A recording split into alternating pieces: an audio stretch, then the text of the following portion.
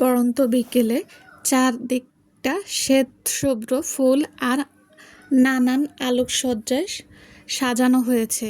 যেমনটা English wedding সাজানো হয়, তার থেকেও জাঁকজমকপূর্ণভাবে সাজানো হয়েছে ফ্লোরিডার সমুদ্র সৈকতের গাছগাছালি ঘেরা অংশ। গাছগাছালি, লতাপাতার ফাঁকফোকর গলিয়ে পড়ন্ত বিকেলের সূর্যের কিরণ পড়েছে সেই জায়গা জুড়ে। শুভ্র ফুলের ওপর সেই হলদেটে রশ্মির পড়ে সৌন্দর্যটাকে আরেকটু যেন বাড়িয়ে দিচ্ছে।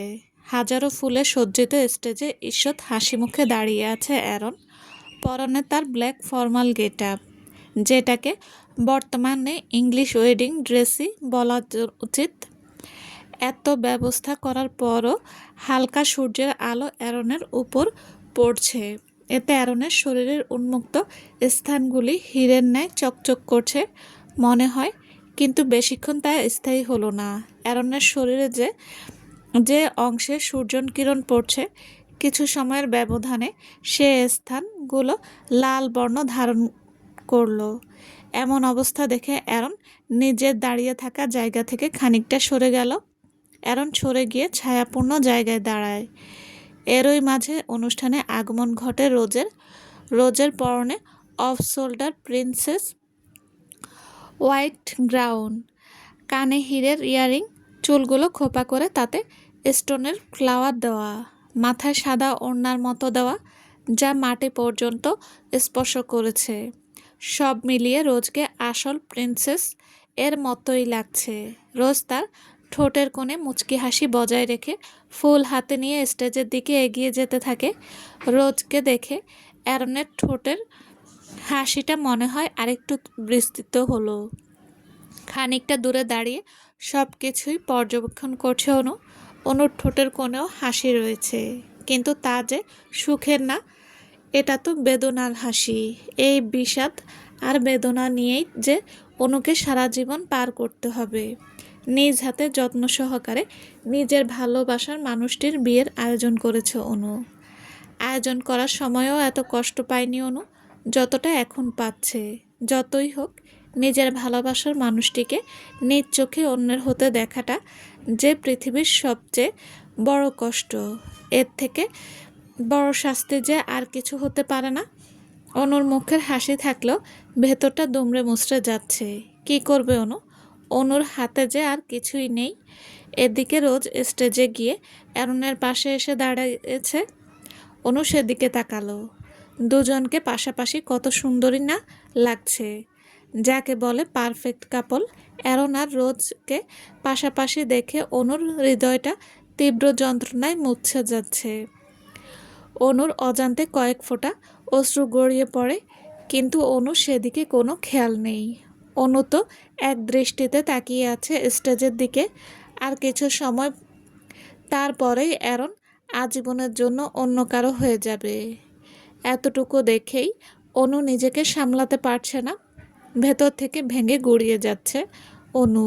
কিন্তু যখন অ্যারন রোজকে আপন করে নেবে, নিজের করে নেবে, তখন কিভাবে সহ্য করবে? অনু যেন আর দাঁড়িয়ে থাকার শক্তি পাচ্ছে না।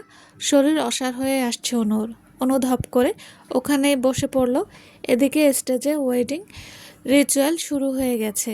বর্তমানে অ্যারন গম্ভীর মুখে দাঁড়িয়ে থাকলেও রোজ হাসি মুখে দাঁড়িয়ে আছে। কিছু রিচুয়াল শেষ হওয়ার পর এখন পালা রিং সেরিমনির।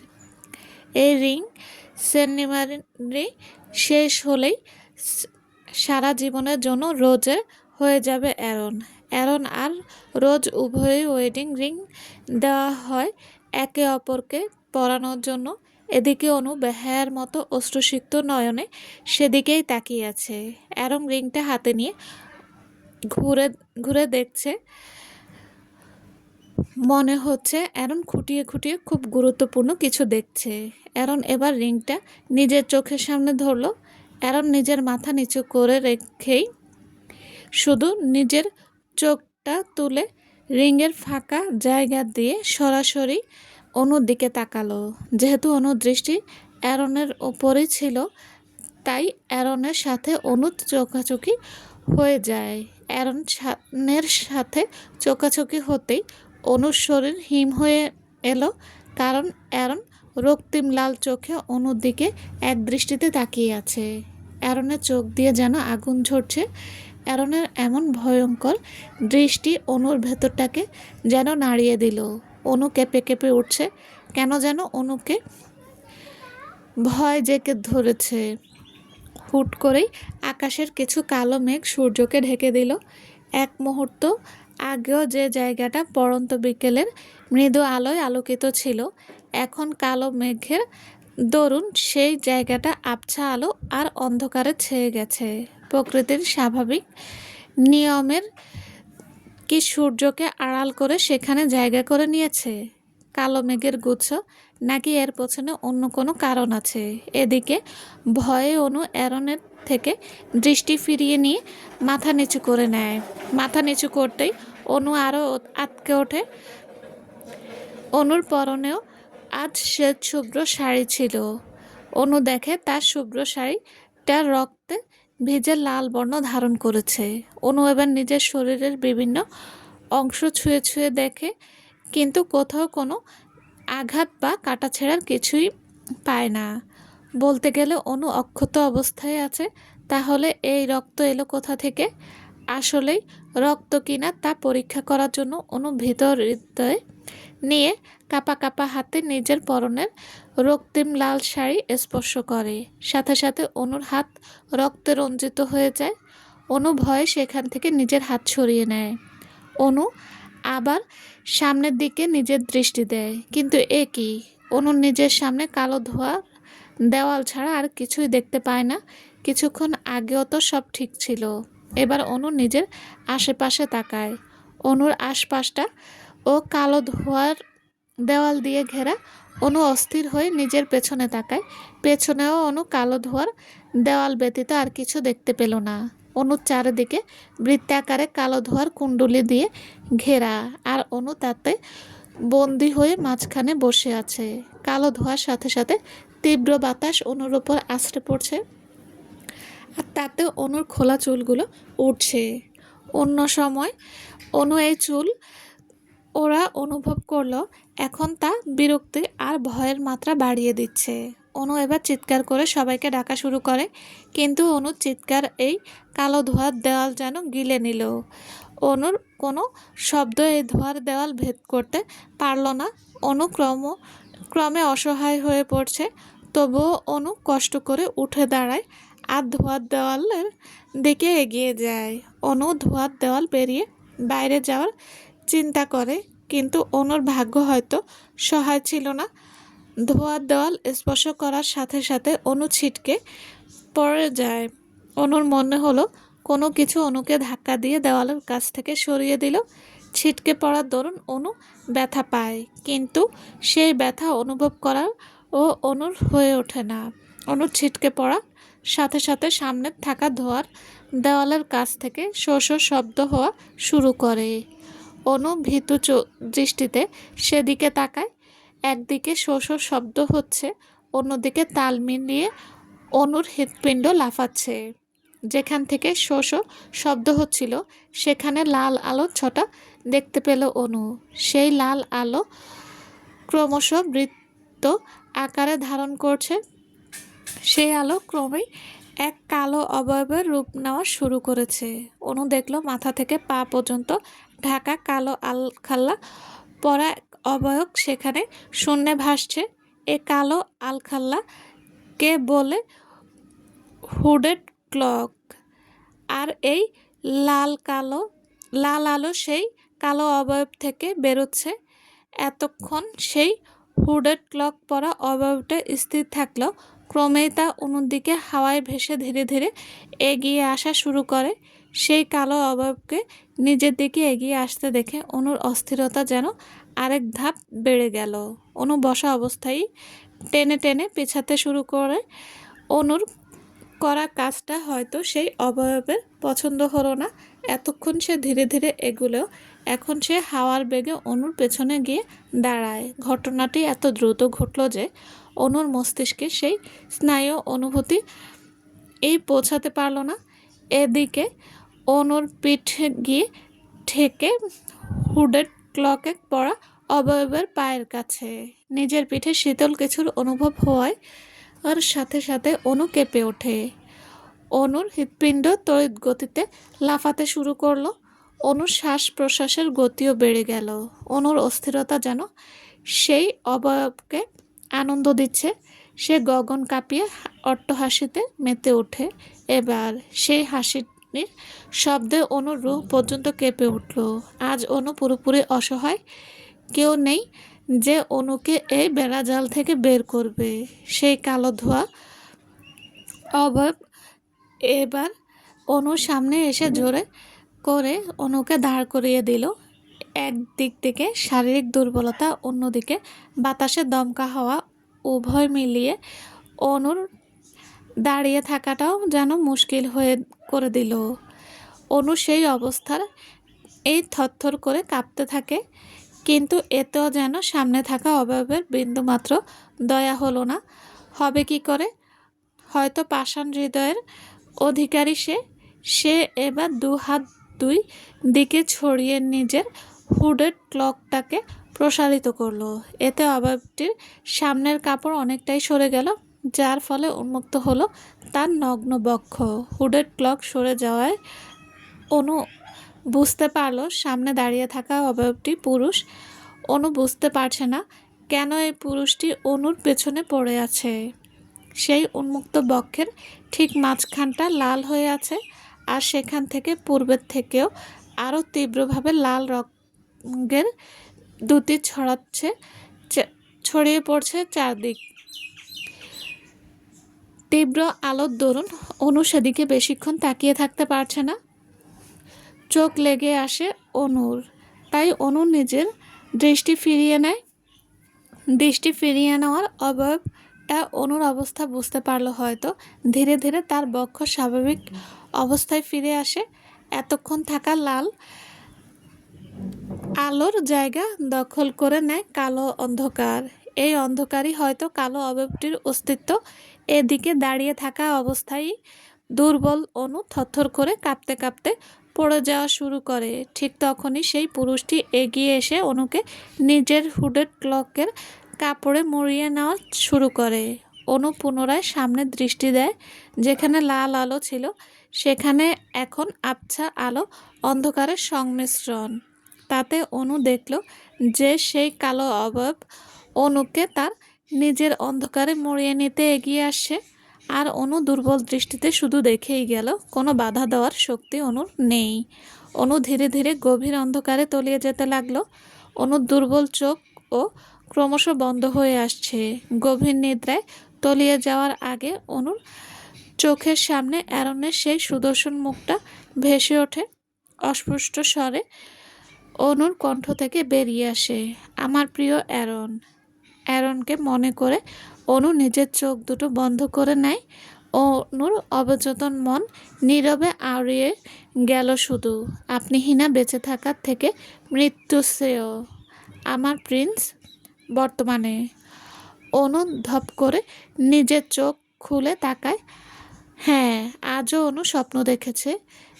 এখন পর্যন্ত দেখা সব স্বপ্নের গুলোর মধ্যে এটাই সবচেয়ে ভয়ঙ্কর দুঃস্বপ্ন ছিল।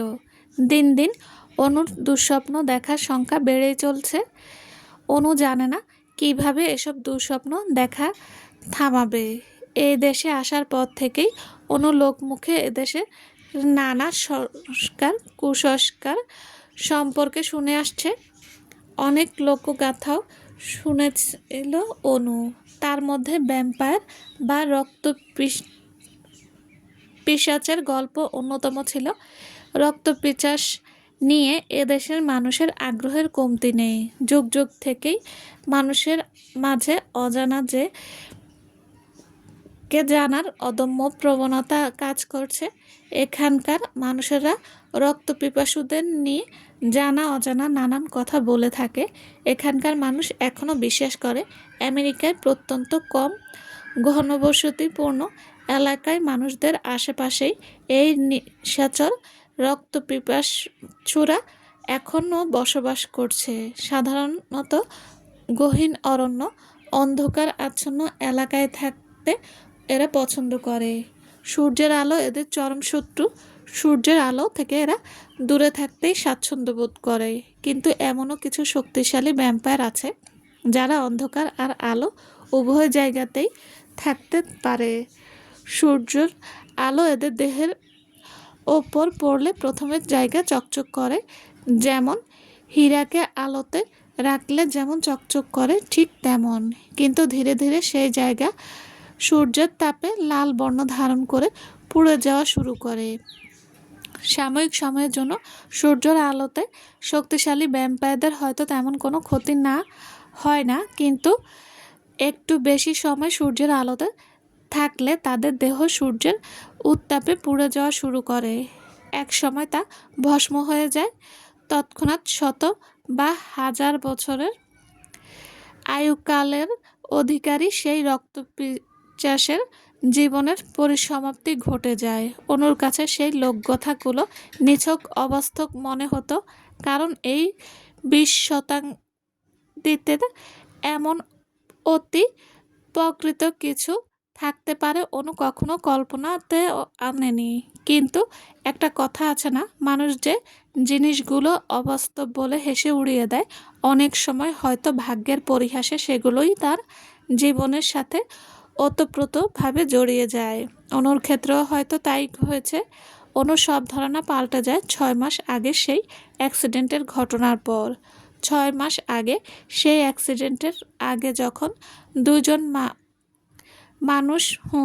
মানুষ না, ওরাও তো ভ্যাম্পায়ার ছিল।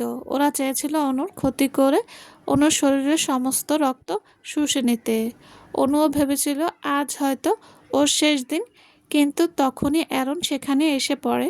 অ্যারনকে দেখে অনু কিছুটা স্বস্তি পেল। পর মুহূর্তে পড়ে যায় সামনের লোকগুলো তো মানুষ নয়, অ্যারনকে তো ওরা ছাড়বে না। অনু ভেবেছিল অ্যারনও তো অনুর মতো মানুষ, কারণ অনু তখনও জানতো না যে অ্যারন মানুষ নয়, অ্যারনও একজন ভ্যাম্পায়ার।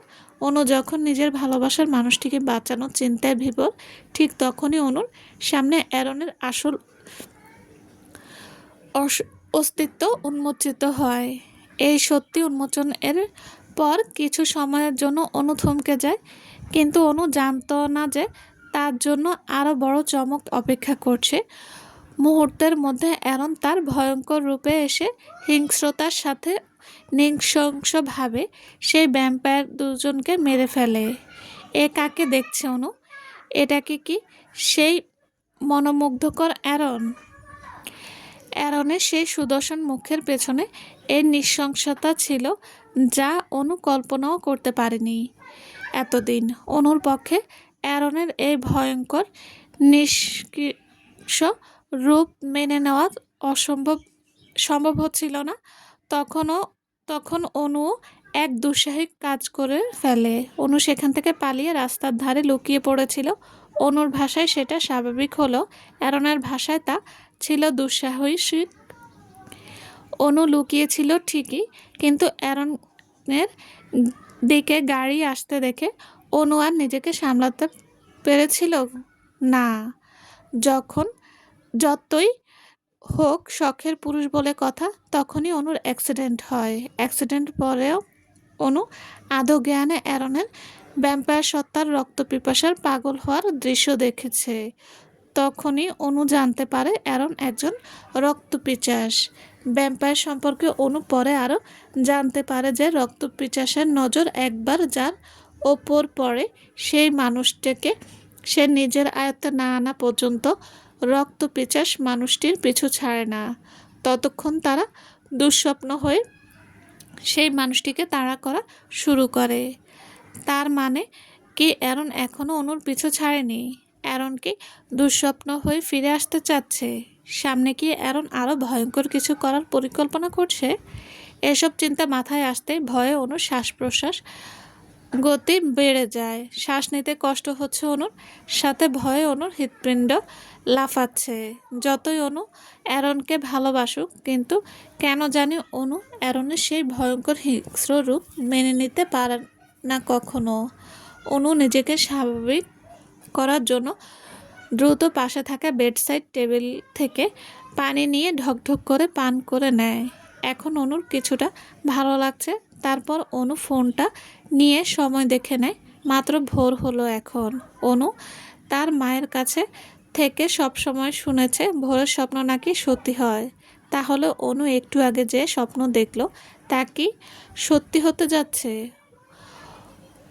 আর অনু আর কোনো একদিন পরেই অ্যারন আর রোজের বিয়ে হবেই। তারপর তো অ্যারন রোজের হয়ে যাবে। কথাটা মনে হতেই অনুর বুকটা ভারী হয়ে ওঠে। কিন্তু তার সাথে নানান চিন্তাও অনুকে তাড়া করা শুরু করে। স্বপ্নের শেষে অনু যা দেখল সেগুলো কি ছিল? রক্ত, ধোঁয়ার কুণ্ডুলি, আর সবচেয়ে বড় কথা হুডেড ক্লক পরা সেই কালো অ্যাববটা কি তাহলে অ্যারন ছিল? না না, এটা অসম্ভব। অ্যারন তো অনুকে ভুলে রোজকে আপন করে নিচ্ছে। তাহলে কে ছিল অনু? কেন অনুকে তাড়া করছে? সেই অবয়ব তার কি ক্ষতি করেছে অনু? সব কিছু ভেবে যেন অনুর মাথা ফেটে যাওয়ার উপক্রম। আসলে অনুর মস্তিষ্ক এত চাপ নিতে পারছে না, তাই অনু সব মাথা থেকে ঝেড়ে ফেলে। অনু ভাগ্যের উপর ছেড়ে দিল সব।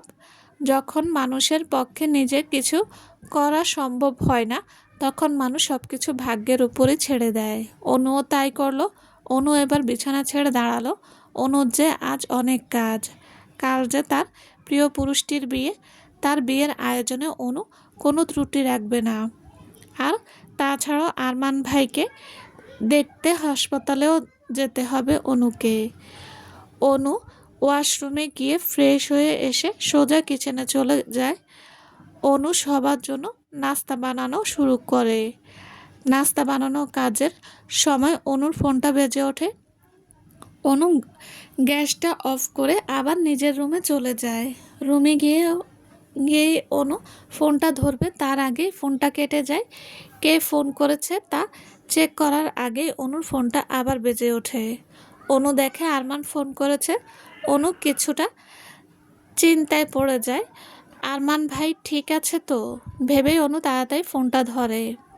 অনু অস্থির হয়ে জিজ্ঞেস করে, হ্যালো মামুনি, তুমি আরমান ভাইয়ের ফোন থেকে ফোন করেছো? আরমান ভাই ঠিক আছে তো? অনুর এমন অস্থির গলার কথা বলতে দেখে ফোনের ওপাশে থাকা আরমান মুচকি হাসে। আরমানের প্রতি অনুর এত চিন্তা। কেয়ার সব কিছুই আরমানকে মুগ্ধ করে। আরমান জানে কুকি তাকে বড় ভাই হিসেবে সম্মান করে। সেদিন রাতেই সব ক্লিয়ার করেছিল কুকি, কিন্তু এই ব্যবহার মন যে তা মানতে চায় না। আচ্ছা, খুব কি ক্ষতি হয়ে যেত যদি কুকি শুধু আরমানের হতো? কেন ভাগ্য এমন নিকৃষ্ট খেলা খেললো? কেন কুকি অন্যের হলো? এসব নানান ভাবনায় আরমানের বুকটা ভারী হয়ে ওঠে। আরমানের ভেতর থেকে দীর্ঘশ্বাস বেরিয়ে আসে। তবুও অনুকে শান্ত করতে আরমান বলল, হ্যালো কুকি, আমি তোরা আরমান ভাই। তোকে এত অস্থির হতে হবে না, আমি ঠিক আছি। অনু জোরে শ্বাস ছাড়ে। মনে হচ্ছিল এতক্ষণ অনুর শ্বাস আটকে ছিল। একটার পর একটা অঘটনের তাড়নায় অনু বড্ড ক্লান্ত। অনুকে চুপচাপ থাকতে দেখে আরমান বলল, কিরে চুপ করে আছিস কেন? এমনি। আচ্ছা, কি জন্য ফোন দিলে আরমান ভাই? বাসা থেকে কিছু আনতে হবে? না মানে তেমন কিছু না। তোর কাছে আমার একটা আবদার আছে, পূরণ করবি তো কুকি? আরমানের কথা অনু কিছুটা চিন্তায় পড়ে যায়। কিসের আবদারের কথা বলছে আরমান ভাই? বলো, আমি চেষ্টা করব। আজ শাড়ি পরে হসপিটালে আসিস প্লিজ। জানি না, কিন্তু আজ তোকে শাড়িতে দেখতে খুব ইচ্ছে করছে। জানি এটা ঠিক না, কিন্তু তুই যদি পড়িস খুব খুশি হব রে। কি নিঃসংকোচ আবদার আরমানের। অনু ভাবনায় পড়ে যায়। অনুর কি উচিত আরমানের আবদার রাখা? কি করবে অনু? অনু মলিন হেসে জবাব দেয়, ঠিক আছে আরমান ভাই, আমি শাড়ি পরে আসব। আরমান খুশি হয়ে বলে, থ্যাংক ইউ রে কুকি। আমার আলমারিতে অনেক শাড়ি পাবি, তোর পছন্দ মতো শাড়ি নিয়ে পরিস। কিপটামি করার দরকার নেই। ফোনের অপর পাশ থেকে উচ্চস্বরে অনুর মামুনি কথাটা বলে। মামুনির কথা শুনে ফিক করে হেসে অনু হেসে ওঠে আর বলে, আচ্ছা করব না কিপটামি, রাখছি বলে অনু ফোন কেটে দেয় আর কিচেনে চলে যায়। অনু জানে আরমানের এমন আবদার রাখাটা ঠিক হচ্ছে না। যতই হোক আরমান যেহেতু অনুকে একবার অন্য নজরে দেখে ফেলেছে, তা নাই চাইতো আরমানের মাঝে সেই অনুভূতি বারবার কাজ করবে। কিন্তু অনুও কি করতো, এই অসুস্থ মানুষটার কথা ফেলতে পারেনি অনু। তাই তো অনু ঠিক না এসব ঠিক না জেনেও রাজি হয়ে গেছে। কেউ মানুক আর না মানুক, অনু জানে আরমান ভাইয়ের এই অবস্থার জন্য কোথাও না কোথাও অনু নিজেই দায়ী। এই অপরাধ বোধ অনুকে তাড়া করে বেড়াচ্ছে। নাস্তা বানিয়ে অনু নিনাকে নাস্তার জন্য ডেকে নাস্তা করায়। যদিও নিনা সংকোচ বোধ করছিল, চলে যেতে চাইছিল, কিন্তু অনু ছাড়েনি। নিনাকে নাস্তা করিয়ে তারপর ছেড়েছে। নিনার যাওয়ার আগে অনু বারবার নিনাকে বলে দেয় যাতে তাড়াতাড়ি রিসোর্টে পৌঁছে যায়। অনুও তাড়াতাড়ি পৌঁছে যাবে। সব কাজ সেরে অনু মামুনির রুমে চলে যায়। রুমে গিয়েই অনু তার মামুনির কাবার্ড খুলে শাড়ি দেখা শুরু করে।